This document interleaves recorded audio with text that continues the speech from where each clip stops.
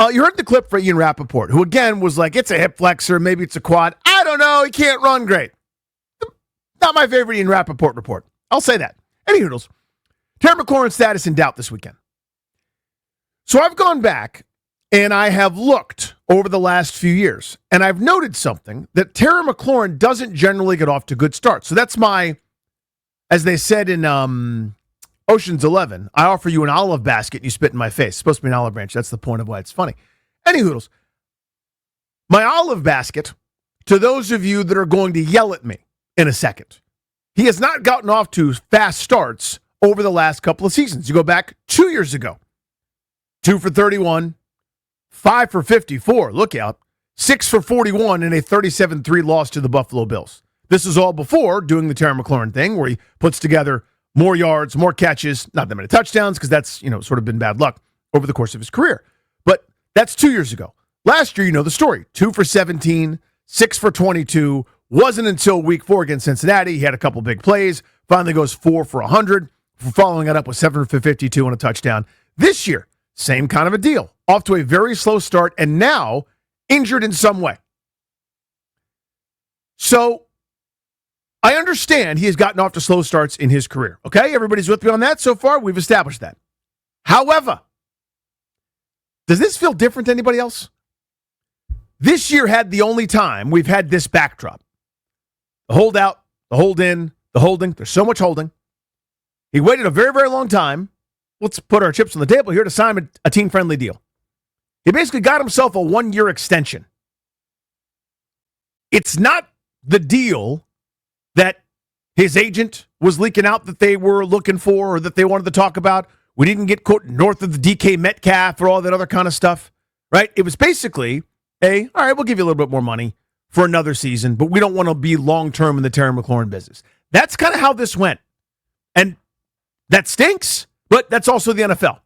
It is a cruel, mean, miserable place that is unforgiving. The instant you no longer can live up to your contract, teams are looking for a way out of it. So I have sympathy for players that want to get more. I had sympathy all the way up until we're now missing too much preseason for me, where I don't think you can get off to a good start. And he hasn't gotten off to good starts traditionally anyway.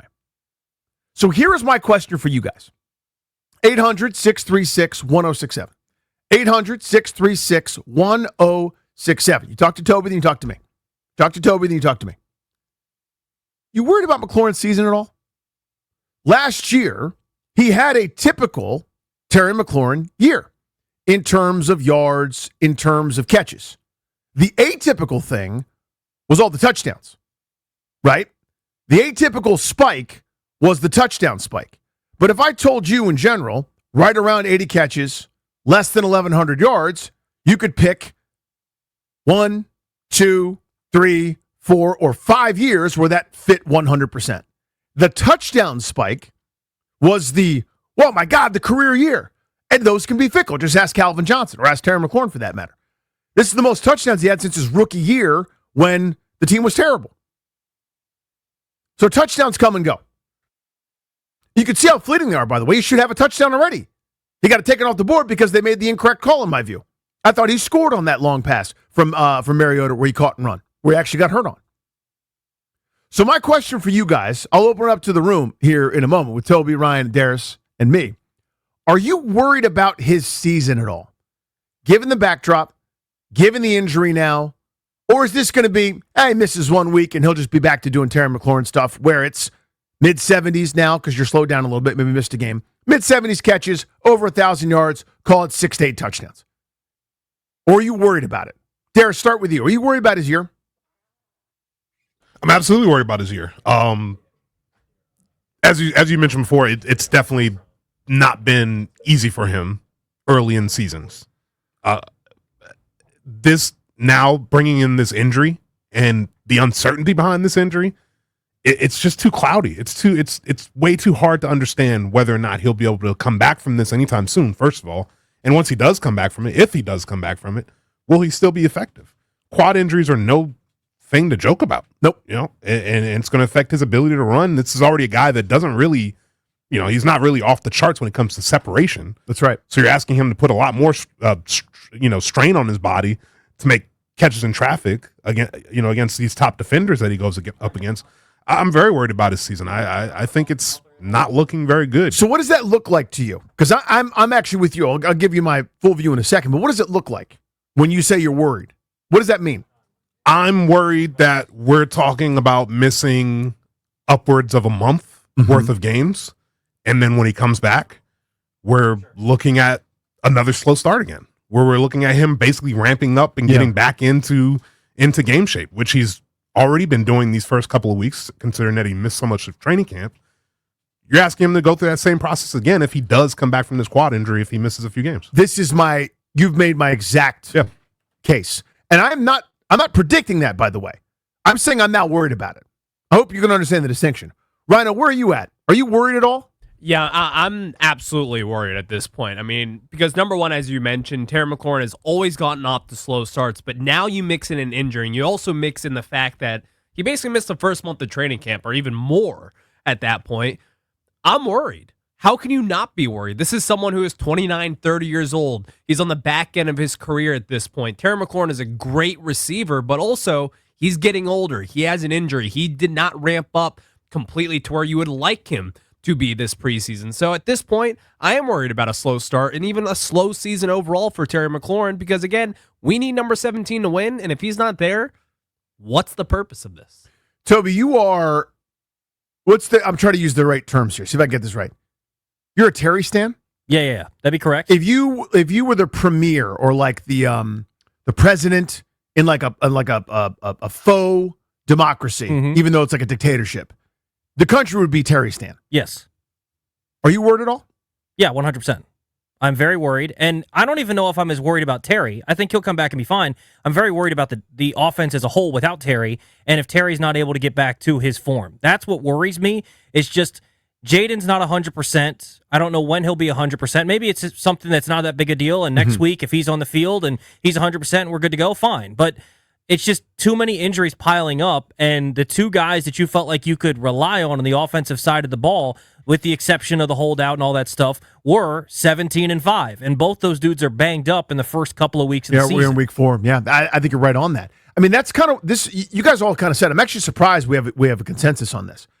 Again, I don't know that I'm predicting it, but my point all along, going through the hold in, hold out, whatever, was, dude, do what you got to do. I got no problem. You want to hold a presser at Eastern Motors where your job's your credit? By all means, do your thing. You want to do the weird dance at practice where you go down there and sign autographs after the fact to draw attention to yourself? Godspeed. Do whatever you possibly can to earn the most you can. But once the clock struck midnight, a.k.a. it's football season time now, I'm going, you're now messing with my thing. It's no longer a you and it's a we. It's now for all of us to pull the rope in the same direction. And I know that absolves the team to a degree, and I understand that. The team has the backing of the CBA and the league where a player has precious little leverage, and you saw it. After all that, I keep saying it, he signed a team-friendly deal. Right? You could rattle your saber all you want, but he basically got an extra year and some cash. And that's nice. Good for you. But that's not what you were saying, not what your agent was saying. That's not what everybody was saying that you were holding out for. You were trying to do something. You couldn't come close to that because the team played hardball. Once you get into the business of the season, now it's our business. And that was kind of my point. Again, you'll notice I'm not angry with Terry McLaurin. I simply was saying at the time, this is the risk. The scenario where we talked about a risk is happening now. I will also offer, you had a whole mess of guys that did the normal offseason at receiver, everyone from Tet McMillan to Mike Evans to CeeDee Lamb, who had, I think it had nothing to do with like a soft tissue injury, but a number of guys are banged up. Some are going to miss time. It's not one-to-one. The point is, it's a process, right? This is a process situation. You do certain things, you give yourself the best chance. It's all blackjack. If you've ever played blackjack, you know the deal. If the dealer is showing a 6 and you've got a 10, you double down on the next card. You just do. That's what you do, right? You might lose that hand. Doesn't mean it was the wrong play. Everybody follow that? So this was not the best process for McLaurin. And again, I have no idea. Anybody who tells you definitively they know that he wouldn't have gotten hurt based on that play had he been in training camp on time is full of it. And anybody that says it the other way definitively is full of it. No one will ever have a clue. It's impossible to know. But you open yourself up to those questions. And I think those questions, by the way, are very fair. Some people don't. Godspeed. To me, we're now in the scenario that I was quite literally worried about.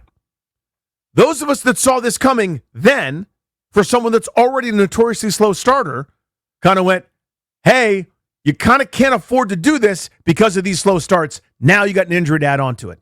So, yeah, I'm worried. To answer my own question, and I want you guys to answer too, 800-636-1067, you worried about McLaurin's ear. What does it look like? It's what Darius laid out, but most specifically, you're missing a couple of weeks now, for the sake of argument, maybe 3, call it 2. Then we're still not, quote-unquote, ramped up. This isn't a guy that gets hurt and goes on the 15-day injured list in Major League Baseball because he pulled his hammy in July.